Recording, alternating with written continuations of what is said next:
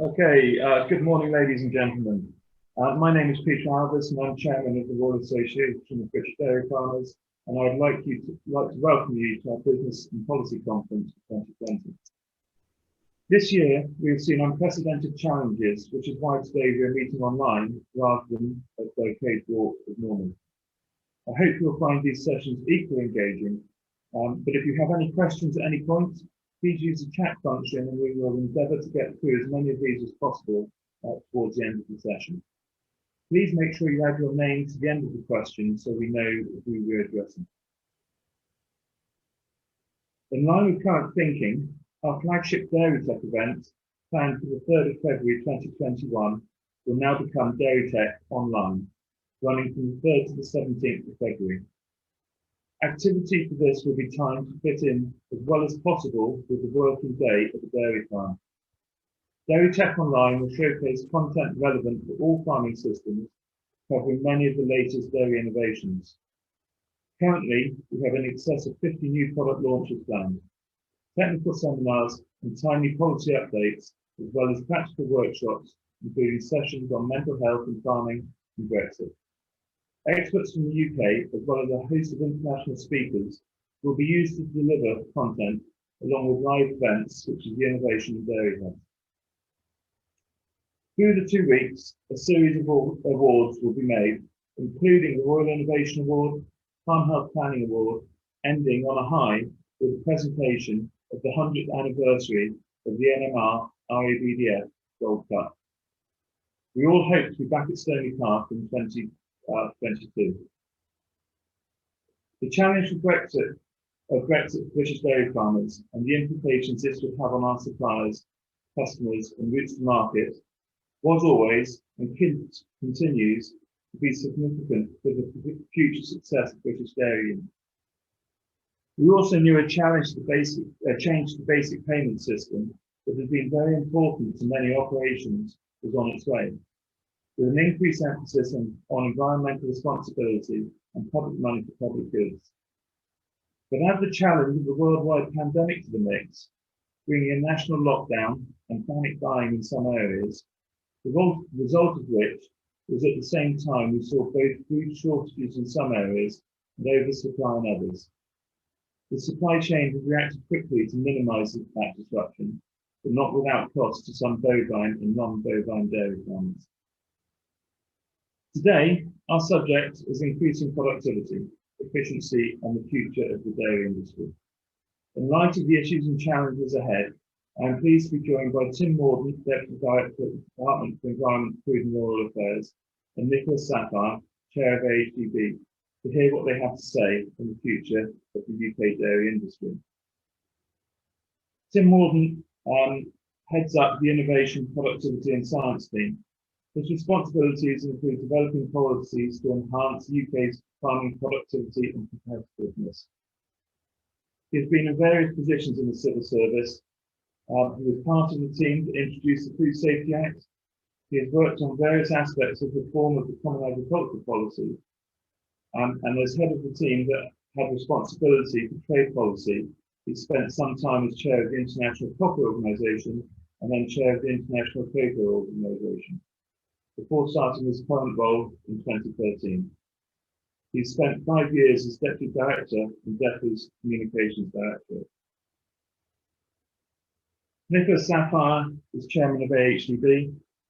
His previous experience includes Executive Chairman of ONSCO, the Organic Milk Suppliers Cooperative, at Dairy Crest as a Non-Executive Director leading up to the quotation. And he has broad experience in food and farming in Europe, South America and South Africa. So thank you very much to Tim and to Nicholas for joining us today. And I'd like to, at this point to hand over to Tim to hear your thoughts on today's topic. Tim.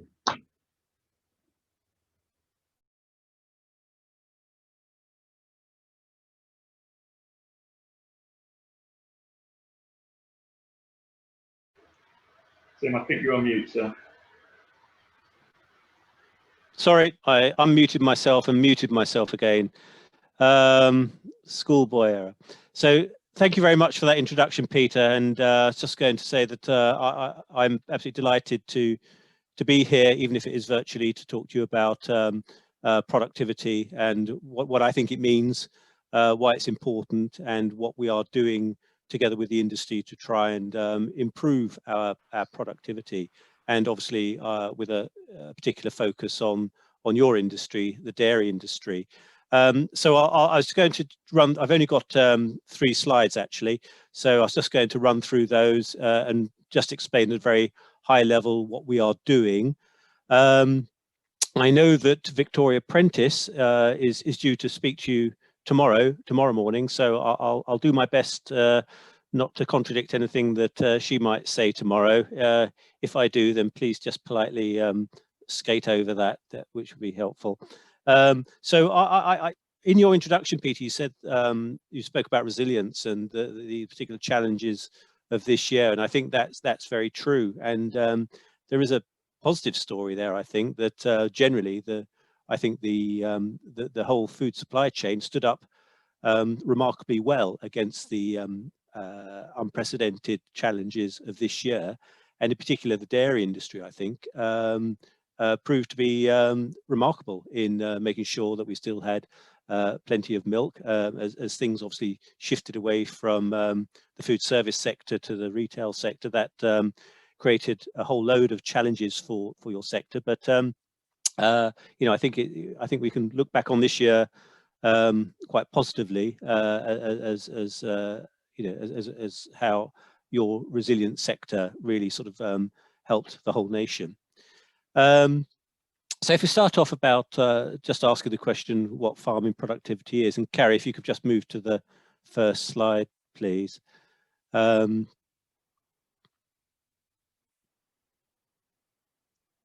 So I've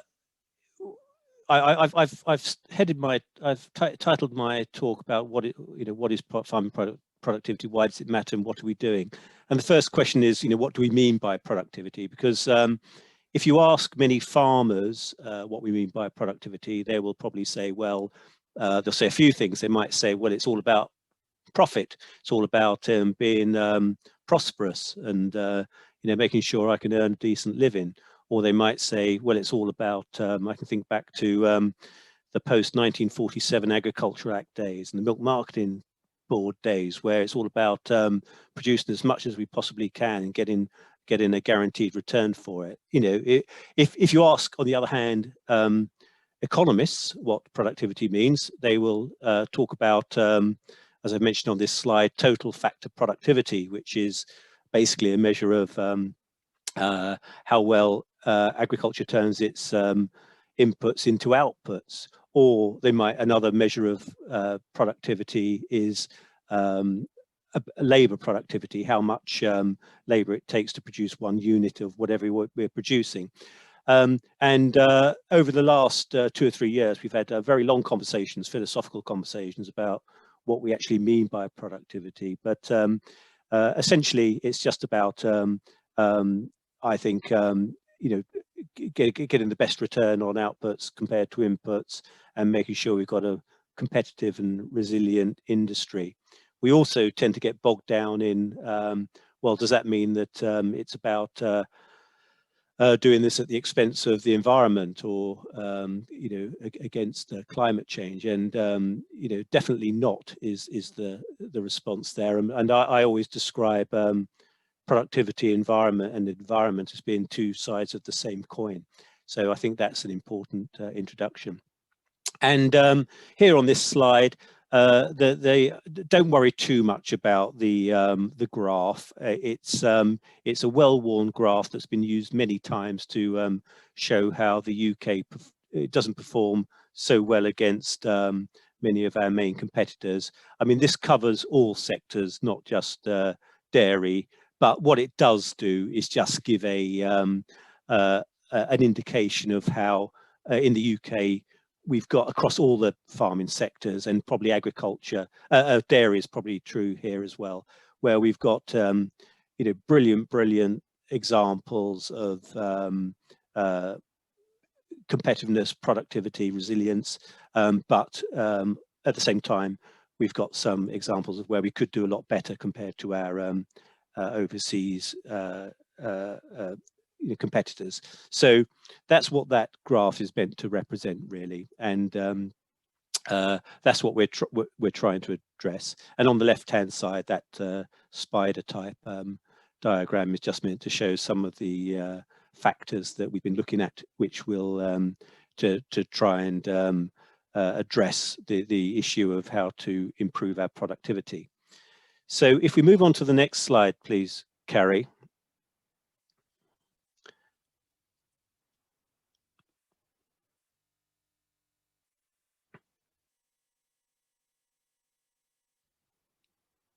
Thank you.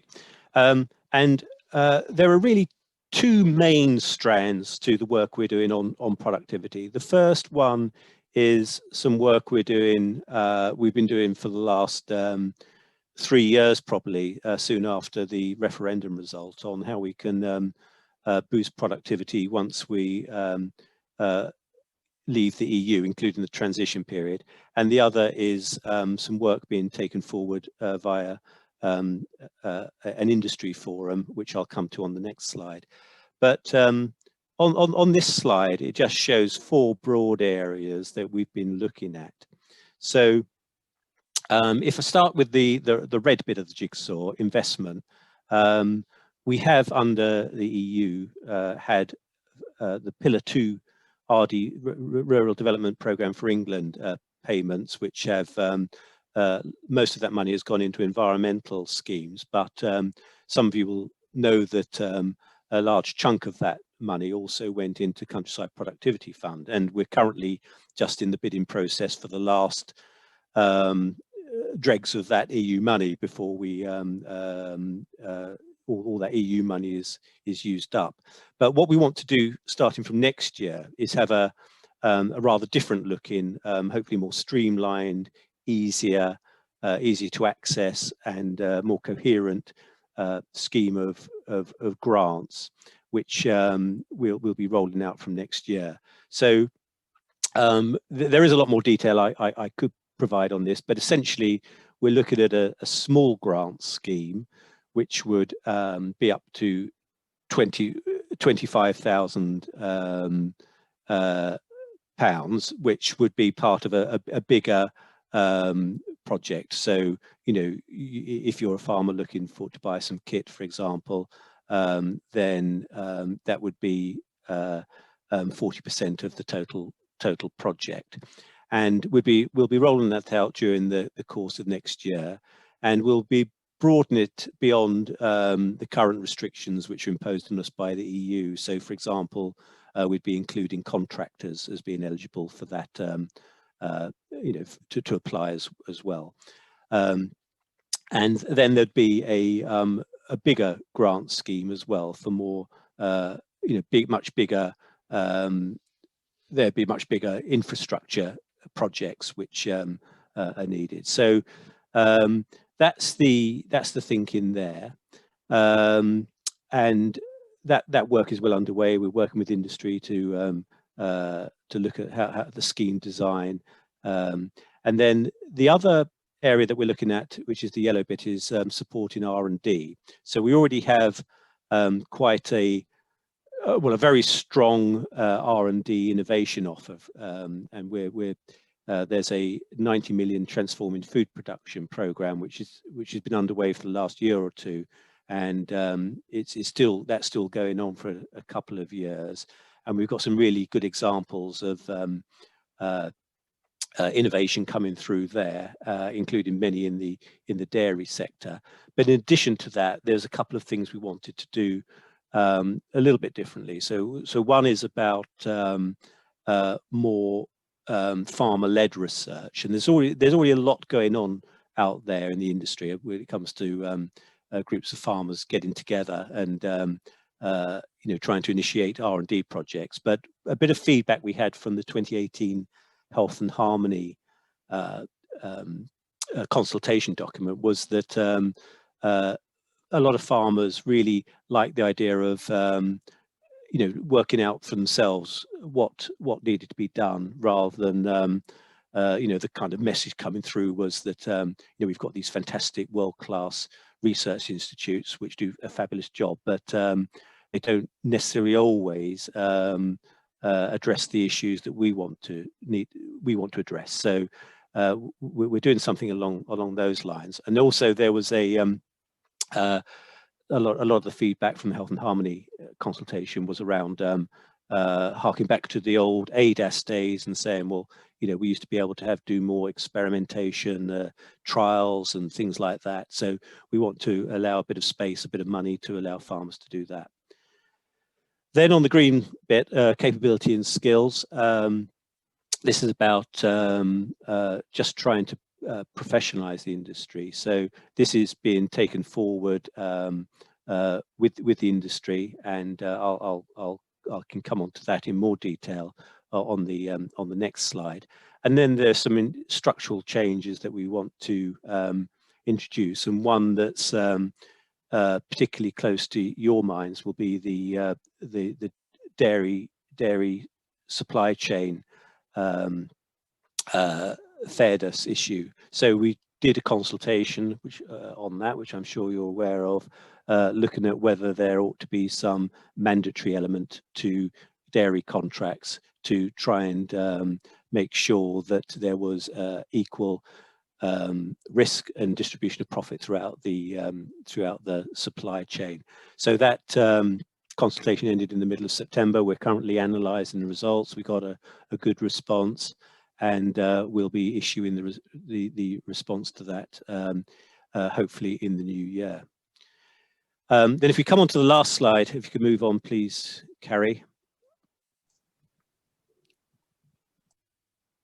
So this is some of the work that the Agricultural Productivity Task Force has been doing. So some of you may be aware that for the last couple of years, Sir Peter Kendall chaired something called an Agricultural Productivity Working Group, which comprised a lot of the main stakeholders, looking at what are the key blockers to improving productivity and what can we do about it.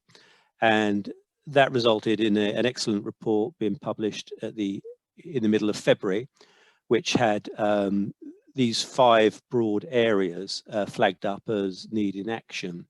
So clearly for the first part of this year, with all the COVID restrictions and extra pressures generated by that, we had to take our foot off the pedal in terms of taking this forward. But by June, we launched this Agricultural Productivity Task Force, which is co-chaired by Tom Bradshaw, Vice President of NFU, and myself, and it comprises around 30 of the key stakeholders plus some individuals, and we're really sort of trying to get motoring on some of these big issues that we think will make a difference to our productivity in the future. And I'll just pick up on 2 which we're particularly keen on at the moment, because we can't do everything. I think we all go to lots of meetings where we probably have high ambitions, but not enough time or resource to take them forward. So there are 2 in particular which we're taking forward at the moment. One is on skills, which is just trying to professionalize the whole sector, and the idea there is that that there will be an establishment of an Institute for Agriculture and Horticulture, which will provide that go-to body for qualifications, CPD, accreditation, so on. And the other is at the top of this list, these 5 themes here, which is about benchmarking and key performance indicators. And that work is being taken forward by AHDB in the main, but with support from the NFU and plenty of others, and Nicholas might say something about that later. But we see that as really important, and certainly the Agricultural Productivity Working Group saw this as a key thing, that when we compare ourselves with most of our competitors around the world, we're not quite so good at it. I can't remember the exact figures, I don't have them to hand, but I know we did some work, and in the Netherlands something like 40 or 50% of farmers do some benchmarking, against their competitors in one form or another. And in the UK, it was something like is in single figures. I can't remember the exact numbers, and there was lots of comparisons like that, which showed that if we can just try and get more farmers benchmarking, just trying to use data more intelligently, then that should help. Of course, we know that especially in your sector, we've got some excellent examples of people already doing this, living and breathing data and measuring and doing this day in, day out. And but we just like to get more producers up to those that are doing it routinely.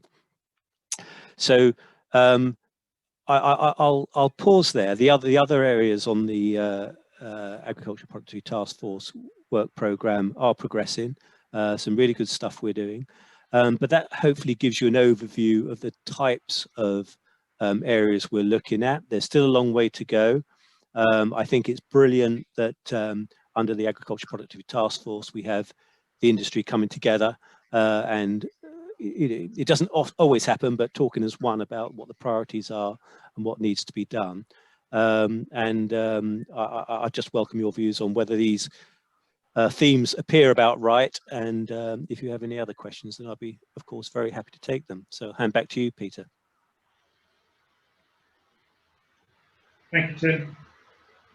Thank you for that. Very interesting to hear what the plans and the thought processes are currently. I'd like to hand over to Nicholas now, if I could, please, and we'll come back to questions when Nicholas is finished. Peter, thank you very much, and thank you all for inviting me. I don't have any slides, and there's a broad scope for this question. In fact, it's such a broad scope that it could well extend my, if I let it could extend my 20-minute slot. But I mean, obviously, it could encompass environmental policy, government policy on farm payments, trade agreements, new product development, investment in the UK dairy industry, comparative performance compared with our main competitors, New Zealand and Holland and Ireland. And clearly it does include issues like productivity. So forgive me if I miss out a lot, but I'm going to actually start with three anecdotes that have formed my view of UK dairying.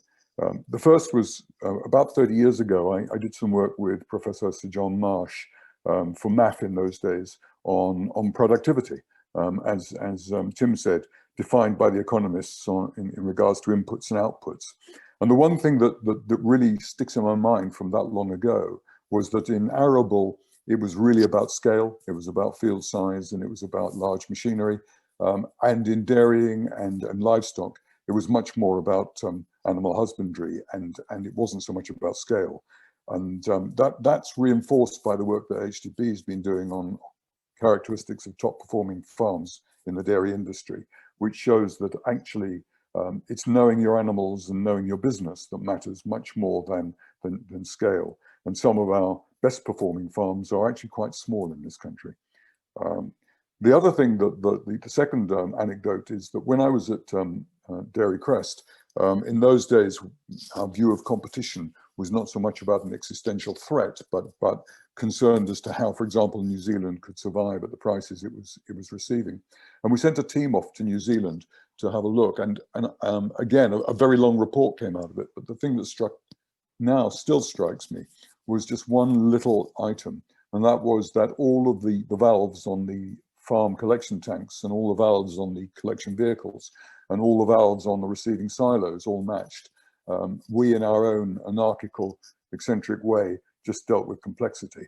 And they were saving something like 15% on 15 minutes on every farm collection. Now, you think about the millions that was worth. So attention to detail, supply chain integration, that sticks in my mind. And my final anecdote on dairying is actually my life at OMSCO, where we went from being well above supply compared with demand to complete cycles. And the only way we could deal with it was to actually look at markets in a much more detailed way than just saying there was a market for organic dairying. And that took us into understanding what customers really wanted around the world. And in the end, we were producing dairy product. We are producing, or they are producing dairy product to American organic standards, uniquely in Europe, in terms of no antibiotics in the milking life of the cow, producing infant formula powders for Australasia, butter fats for America. So for me, that the third element of these anecdotes is to say that actually understanding the marketplace is really important in terms of defining how to compete in a non-commoditized added value way. So taking those three anecdotes, I'd like to just look at it in slightly more detail. If we look at the marketplace, significant change. Alternatives are growing fast. Dairy is beginning to fight back. We have to recognize that there are some imperatives for us as we go forward. Concerned citizens will demand that we reduce methane levels, so will government policy. The killing of bull calves is clearly non-negotiable. The use of antibiotics will come under ever increasing pressure. And we need as an industry to recognize global advances and fund R&D to deliver radical solutions. Too many dairy farmers, I think one would say, still haven't smelt the coffee. The changes that are coming are really significant, and we have to actually make sure that the whole of British dairying responds, because if we're going to have a reputation both at home and overseas, it requires the whole industry to really deliver, and we can't afford that one rotten apple that destroys the industry reputation. In terms of opportunity, well, dairy actually has a good place in the future. It's quite interesting to see the enormous growth in demand, particularly in the States, for butterfats, the change in terms of healthy diet and recommendations. We need to understand better as an industry what our nutritional benefits are, and we need to promote them.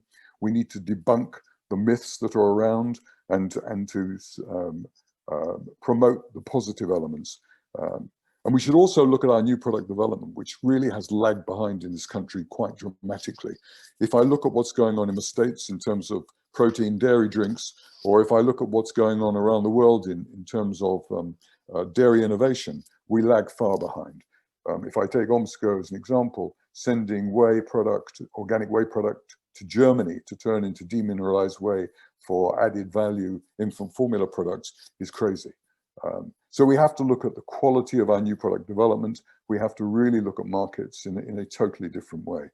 And I think for those of you who had the opportunity, Professor David Hughes did an extremely interesting webcast on AHDB's platform 2 weeks ago, where he looked at British agriculture in the round and argued the case for moving from a supply-based industry to a market-based industry. And I think that in itself is significant when I look at the fact that, for example, much of the added value dairy imports that have come into this country, are coming into this country, ought to be produced here.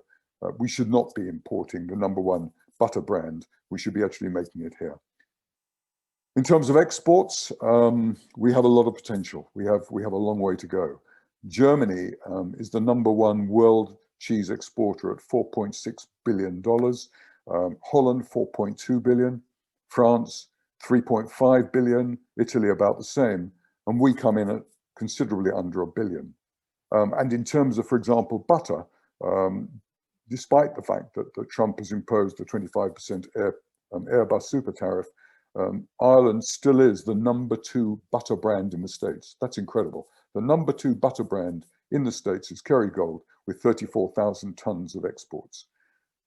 So, big question, we are very bad at exporting. Does it matter? Well, I think it matters not where most people have looked, which is balance of payments. I think it matters in keeping the home market honest. And when Tim talks about fairness in the supply chain, I would say one of the problems in terms of fairness in the supply chain is we've moved out of a situation where the margins stuck with the retailers and then with the manufacturers and finally came down to the farmers. Actually, if you look at it today, there isn't much money in the whole supply chain. And that's partly because we've been driven into a marketplace where we've seen liquid as being the key and highest premium product, where it is no longer. And we have been slow on new product development. We've been slow on export. I can assure you that for many of us, and maybe Peter can say something at some point about cheese, but for many of us, exporting is a better paying market than the UK. So we have to drive exports to keep the home market honest. In terms of supply chain integration, I think that, as I said to you, when I look at New Zealand and that report we did so many years ago, it shows that actually supply chain integration is vital in terms of driving costs out of the supply chain. And it's a much easier game to save costs rather than to try and drive market prices. So we do not have much room for the approach to unaligned selling in the future. Aligned supply chains are going to be critical, and that means more than anything to ensure that interests in the supply chain do align, that they are not about different approaches to how we produce profitability for one side of the market rather than the other. In terms of productivity, Tim did a tour de force on productivity, and I do agree that one of the issues around productivity, it means different things to different people, and I think there is a danger that there is a mantra in the dairy industry, probably not for the people listening to this webcast, but for many of the dairy industry, where productivity is simply about producing as much milk as you can out of a cow. And I think that if you look at the conversations that we have as AHDB, there are comparatively few farmers, who really understand that pumping the tail to actually meet revenue targets when prices are low is actually not the way to the future. And I've just been looking at this year's Cream Awards, where I'm a judge, Cream Awards, and I can't say too much about that yet. But one thing that does strike me as being really interesting is the way in which some of the people put up for Cream Awards are actually looking at their total cost and their cost balance benefits out of inputs and outputs in a much more professional way than any time I can remember over the 8 years that I judged the Cream Awards. We're getting there, but it's really a focus that we need to understand. So what about AHDB? Well, we're very involved in the dairy industry. Tim talked about the skills initiative. I think that's pretty critical. AHDB have funded all of the startup architecture around that, and I'm hoping that we will see that initiative now taken on by government, and we will end up with a really focused skills initiative. In terms of productivity, Peter Kendall, my predecessor, chaired the original productivity work, and as Tim said, much of it is about benchmarking, and I'll come back to that in a minute. And lastly, I would say that we are very focused on markets and the way in which we need to drive both improvements in the home market, but also in overseas. So when I arrived 6-7 months ago, I walked straight into COVID-19, and that was a real eye-opener for me in terms of AHDB. It was asked by DEFRA and by the NFU to have a look at the supply chain, to have a look at what was then spring flush, closure of hospitality, milk going down the drain. And I think it was a really important moment where, with the help of DEFRA, we got the Competition Authority to relax some of the rules. We got the whole industry with Dairy UK to start looking at mapping the capacity within the industry. We looked at supply. We looked at how we could actually encourage people to look at the cost benefit of producing. And we've come through, as Tim said, we've come through the spring flush in the UK in a far better shape. I'm not saying it's brilliant, but a far better shape than the EU or America. And I think that showed me just how much working together in the industry, we could radically change the way we operate in terms of farm profitability. I think the other thing that's of importance to me when I look at our work in dairying is the 18 strategic dairy farms, the 40 discussion groups, the work we're doing with the Welsh Government and VOLAC in terms of adding monitor farms. And I think that in itself is going to be a major driver of the opportunity for farmers to better understand what it means to produce productively for the future. And it's quite interesting when you look at the revolution of COVID-19 in terms of digital. We are now getting at our webcasts, we are getting on average something like 1,000 people, which is significantly 20 times more than we were getting at physical events. So there's a role to be played as we begin to roll out the future in terms of getting to farmers, in terms of modern digital technology, as well as physical events. And the other point made by Tim, which I think is absolutely critical, is the work that AHDB is doing on KPIs. We developed express tools, we are developing benchmarking, as are a lot of other people in the industry. We need to mobilize all of that together so that farmers do understand the benefits of knowing their potential, using KPIs and benchmarking, and we need to provide simple tools so people have an understanding of what the opportunities are. As Tim said, when you look at our comparatives, I know that if you talk about 50% of Dutch farmers and more now using benchmarking, we are well down in about 20 to 30%. And that's absolutely key to the future. Benchmarking is the way in which farmers will improve. We know that. Farmer to farmer exchange of information is far better.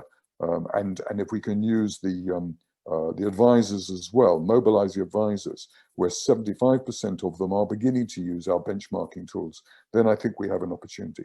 So I think my final view is that there's a lot to do. There's a lot to do in terms of defining which markets we want to go for, in defining what productivity means in terms of meeting those market opportunities, in better integration in the supply chain. And I think in many instances we're getting there, and we're seeing some really quite stunning results coming out of that. And it also means getting the whole industry to begin to understand what you guys all know, which is that actually there is an opportunity to improve productivity, to meet opportunity in the marketplace, and to make more profit. But I think it really comes down to one thing, and that is, what do we want as a dairy industry? Do we want to simply supply the UK dairy market? Are we still going to keep on focusing on liquid as being the central pivot of this industry?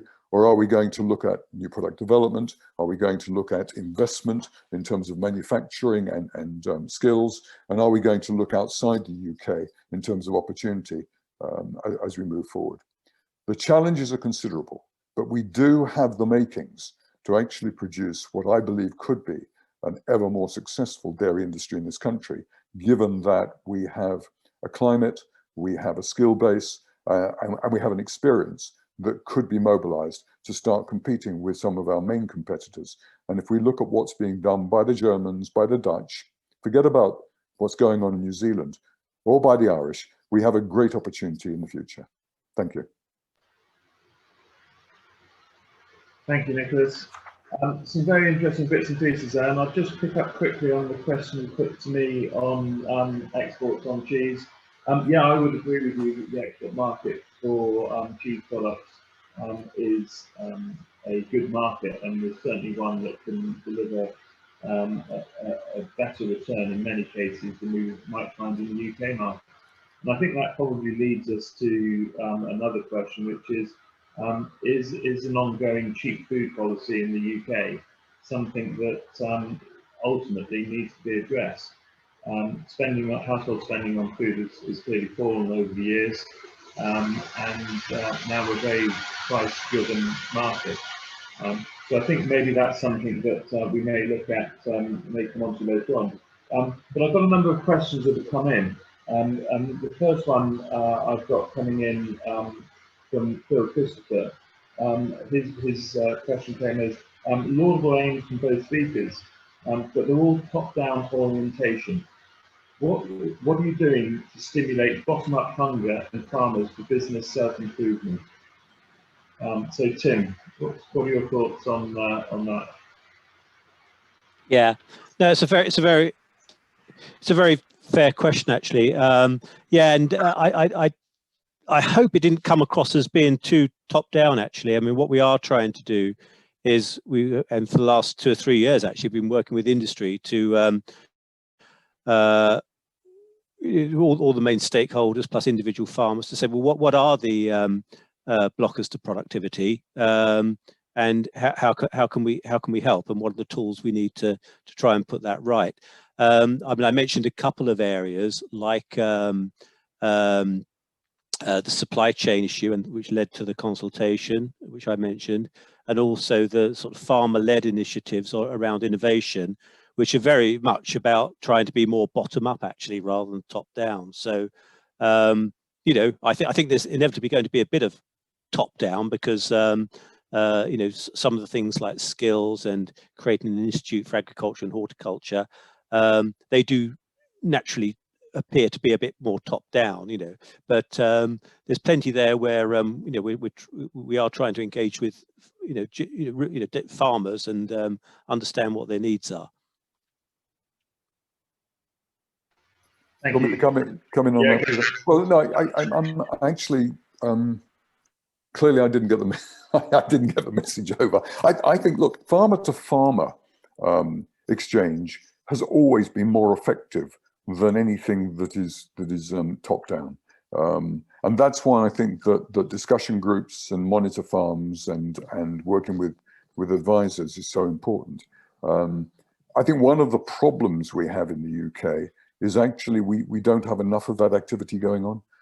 I'm sure in this audience everybody's involved in some form of discussion group, but it's quite surprising how few farmers are, as I said to you, or said in the introduction, how few farmers are involved in benchmarking, how few farmers are involved with working in discussion groups.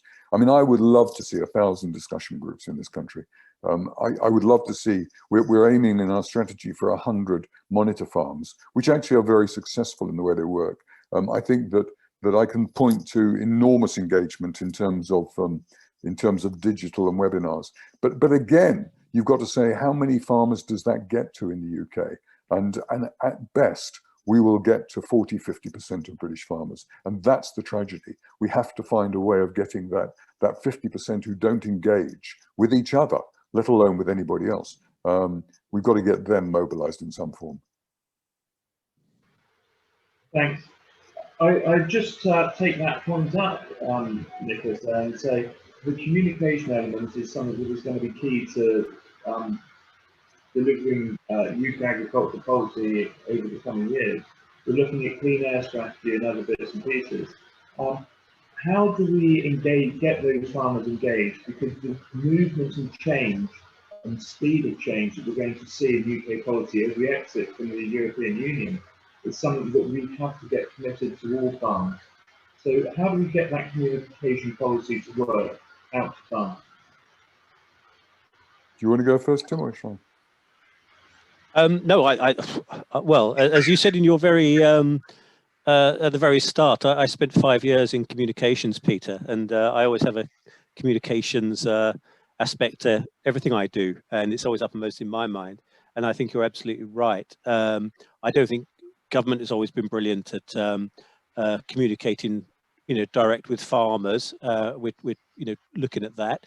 We have the key stakeholders we deal with, but they're not necessarily the farmers. Clearly, there's plenty of opportunity there.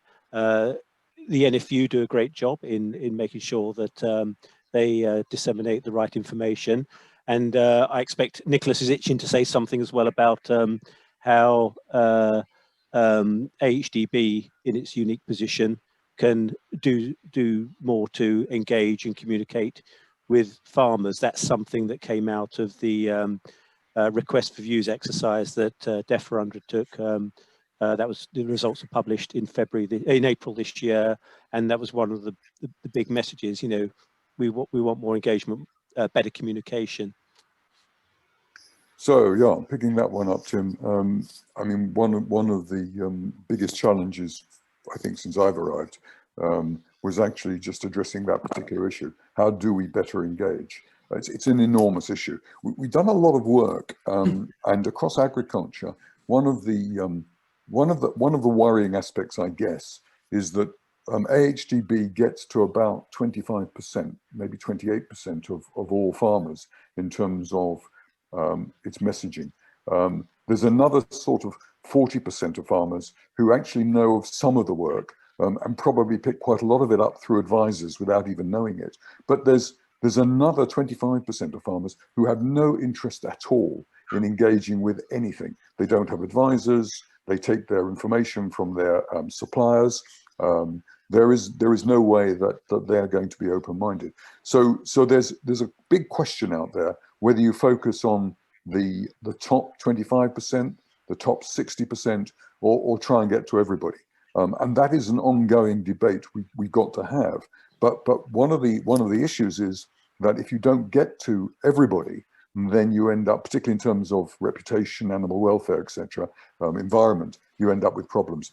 The other point I'd make is that it's more and you all know this. It's more complex than saying, for example, well, there's a wonderful opportunity here with electronics. I mean, I never forget that the number of farmers who I thought were incredibly digitally savvy, who say to me, yes, but don't stop sending us paper because we like to sit at the breakfast table reading it. So it's not as simple as saying there is a new world out there which is digital. We can communicate better that way. I do believe that this is the biggest challenge we face in British agriculture. We've got the skills, we've got the R&D, we've got to actually find a better way of disseminating it. And if anybody's got any ideas, I very much welcome them. Okay, thank you. So when we discuss the R&D and the future of technology and those sorts of things, we've had a question come in regarding automation and technologies and bits and pieces. We have a number of questions come in, so I'll try and draw them together. So the first question really is, the first part is, where does automation fall in the work on productivity, Tim? Where are we with the EID, which is a key part of the technology that we should be looking at? And as labour becomes more difficult on farms, surely automation needs to be pushed and grant aided. But also with that, I've had questions coming in of why are robotic milking systems grant aidable, but conventional, more conventional systems wouldn't be, even though they could be a lift in technology from where the farm currently stands. Okay, right. So I think there's one of the accusations we often get is that public spending on R&D in the UK agriculture is not up there with our main competitors around the world, and that's probably wrong on the whole. And if you look at per capita expenditure on R&D, we're actually do pretty well actually. So one of the turning points, I think, in the UK government was back in 2013 when we produced the agritech strategy, which for a start, was looking at setting up the 4 centres of excellence, but also it had 90 million devoted to a series of projects, of all sizes, from SMEs through to big sort of companies coming together to do some quite impressive things, and that includes some dairy projects. Across all the sectors of agriculture, automation is having a big push. That's something that we're focusing on in the Transforming Food Production program, which started, I think, 2 years ago. That has a whole theme dedicated to automation. Clearly, there are other sectors. We all read about horticulture, which and a lot of people seem to think that strawberry harvest, automatic strawberry harvesting, for example, would solve all the problems we've got with seasonal workers. Well, it might do in much further down the track, and yes, we probably do need to shift more to a capital-intensive business model in many cases, rather than a resource-intensive one. But that's quite a long way away. But in the dairy sector, if you look at the great strides that have been undertaken in robotics now, it's not that unusual, and robotic milking is not as half as unusual as when I first started getting involved in agriculture 10 years or so ago, and we want to do more of that. So that's definitely the area that we want to build on. There's plenty of other agri-tech projects underway. There's one called, I think it's in Bath, which is about Fitbits for cows, which can measure the temperature and movements, and therefore measure the health, which will all help productivity. So there's a whole load of projects like that we've got underway. So certainly automation is there. We want to do more of it, and certainly if anybody had any specific ideas on what more we should be doing, then via you, Peter, I'd be very happy to receive them. If I could pick that up as well, Peter. I think actually dairying in this country is blessed with more research and development, and particularly automation, not just in the UK, but globally, than much of the rest of agriculture. And if I think about horticulture, for example, automation is only in its infancy, as Tim said. I think that the problem, as always, historically with British agriculture, is actually we have some of the best agricultural research and development in the world. We don't always adopt it, and this goes back to this communication problem. I think that there are very good examples where modern automation, where innovation is being adopted in dairying, and I think there's some massive examples of success. But it's amazing how quite a few British dairy farmers do not even begin to understand what they have available to them or what they can do. So I think we are back to this whole issue about how do we communicate, how do we get people to face up to the opportunity. And I think the other point is that let us not forget that the British dairying is not one homogenous group of people. So you've got people who actually still, surprisingly, still see family farming at a small scale as being a way of life, that there are young people coming back into farms, which I didn't think there would be, who are prepared to milk every morning with traditional herringbone milking parlours. And there are others who are prepared to invest heavily in robotics. And I think that we will have that tail, or we'll have that difference for a very long time to come.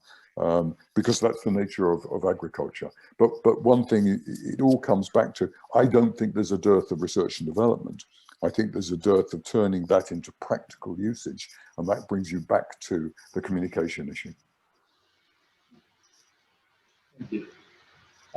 We've still got plenty of questions that we could be going through, and I'm conscious that we're approaching our time limit. But one of the questions that has come in, Nicholas, which has been forwarded to you from Alex Black, is you mentioned about collaboration to cope with the last lockdown. We're now in lockdown 2.0. What are we doing this time to deal with the changed demand? And are we in a better place now to handle this and changes in the future, and challenges in the future? Yeah. Well, okay. Let's start.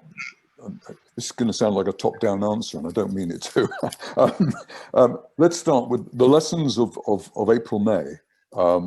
Were clearly that working with the total industry together and finding out transparently what was happening in the industry, and then doing something about it together, had its rewards. And that conversation has continued. I would say that the relationship now between DEFRA, AHDB, Dairy UK is better than it's been for a very long time in terms of sharing information. We are seeking to make sure institutionally we can do that in a more formal, better way going forward. Fortunately, we're not in spring flush. I mean, I think that the biggest crisis we had in April was just the closing down of hospitality at the same time as spring flush. I think that we're going into this winter, we'll be okay, as long as we can maintain supply chains open, and I think we can, as long as we can recognise that. I mean, we collectively, that's AHDB, DEFRA, the devolved authorities and the industry spent £1 million in May, June in promoting milk, and it was very successful, really successful. It had a big uplift in milk consumption, and I think we'd all be prepared to do that again if we get to that point. I don't see that being the problem as we go into the winter. I do think that a better sharing of information, recognizing the pinch points, is really important. And if we are still in lockdown as we go into the new year, then I think we've got to ramp up all of that work again, because we're going to be going into spring flush with all of the problems. And of course, the other point to make is that we're in a world where we're all having to learn on the hoof. This is not as if there is a history here that we can learn from. And I think that is one of the things that has driven all of us to say that collaboration and partnership is absolutely critical. I've got a final question here coming in from Edward Lott. Will we not see the industry using compliance schemes as milk processors to weed out the bottom 25% of suppliers that do not engage or look to meet with new requirements on animal welfare, strict sustainability? So we should look to engage with the top 60 to 70% and share the best practice from the top, although maybe only 40 to 50% of farmers show significant engagement. Isn't this likely to represent more than 8% of the overall milk supply? My quick answer to that is absolutely yes. I think that's where dairying actually is in a better place than some of the rest of British agriculture. I think that it is that integrated supply chain approach that is going to drive a better industry going forward. I think that the beef and lamb sector has much bigger problems for all sorts of reasons. And I think that when I say, where would I be if I was investing in farming today, I'd be in one of two places, either dairying or horticulture. I think those are the two areas that I see as the great opportunities going forward. And I think that for the rest of agriculture, it's going to be quite tough. Tim, any thoughts on No, that? I agree. I mean, I think the whole question of who we target has been covered quite well by Nicholas, and I wouldn't like Nicholas's job in answering those questions about who is HDB there for, because it's a really difficult one. We know that if you have a distribution curve, then the bottom quartile might never shift. The upper quartile are probably thinking, why on earth are we even talking about this? I do this already. You know, I don't need all this patronizing stuff from government and HDB telling me how to farm. That's what I do. But there is something about the middle quartiles trying to get them much better, I think. And there's one thing that we haven't really discussed here, but we touched on it earlier. You know, we talk about policy levers in a very dry way and all the things we can do and professionalize the industry. But there's also something about sort of behavior and culture, which Nicholas kind of hinted at. And when he was talking about New Zealand, for example, and maybe some of our competitors, you know, elsewhere in Europe, where you know, I don't have any evidence for this, but I just suspect that there is something about the culture of those countries who are net exporters, that they feel that they've got a mentality and a mindset of producing milk for a market, a definite market, and knowing where it's going. And it just seems to be perhaps slightly different than the attitude of some of the British dairy sector. But I think Nicholas is far better qualified than me to say, well, that's rubbish, or if there's something in that. No, Tim, you're absolutely right. I mean, I'd love to do a half-an-hour expose. Peter won't let me on the history of British agriculture. But we are essentially and have been, particularly since the repeal of the Corn Laws, we've been an importing country. We've had a period post the 1970s where British retailers have been pretty supportive, apart from the early 2000s, and we focused on the UK market, and therefore we are an importer, and we are not mentally approaching the world in terms of export opportunity. I have to say, I think that time is over. I think that if we are going to, that's why I asked the question when I gave my little presentation, whether what do we want out of the dairy industry? Do we actually want to just lock down and defend our home market around liquid and short shelf life fresh dairy, or do we want to be expansive and look at new product development, look at export opportunity, all of those things? I would love it's the latter. I would love it to be the latter. Otherwise, yes, we will end up with a smaller industry, profitable for some. Well, thank you. Thank you, Nicholas and Tim, for your time this morning. Thank you, everybody that's joined us. I think it's really interesting that you know, the overall message that we've received about the future of the dairy industry is that it should be positive. The possibility for exports are there. We've got a home market that's interesting and is surviving very well. And we're now seeing the benefits of dairy actually being lauded as well. So there are actually more health benefits coming forward all the time.